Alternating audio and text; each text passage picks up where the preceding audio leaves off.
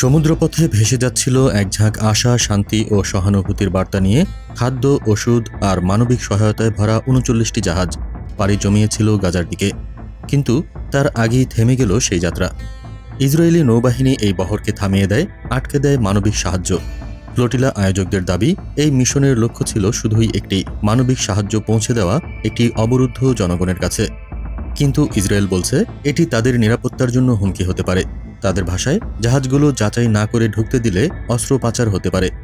পৃথিবীর নানা প্রান্তে শুরু হয়েছে প্রতিবাদ, নিন্দা ও কূটনৈতিক চাপে ফুঁসে উঠেছে বহু দেশ। মানবাধিকার সংগঠনগুলো বলছে, একটি অবরুদ্ধ ভূখণ্ডে খাবার ও ওষুধ পাঠানো যদি সন্ত্রাস হয়, তাহলে মানবতা কোথায় দাঁড়ায়? এই প্রশ্ন আজ শুধু গাজার নয়, এই প্রশ্ন আজ সারা দুনিয়ার। যখন মানুষ কাঁদছে, তখন রাজনীতি কি তার কান পেতে শোনে? জাহাজগুলো থেমে গেছে, কিন্তু প্রশ্নগুলো ভেসে আছে।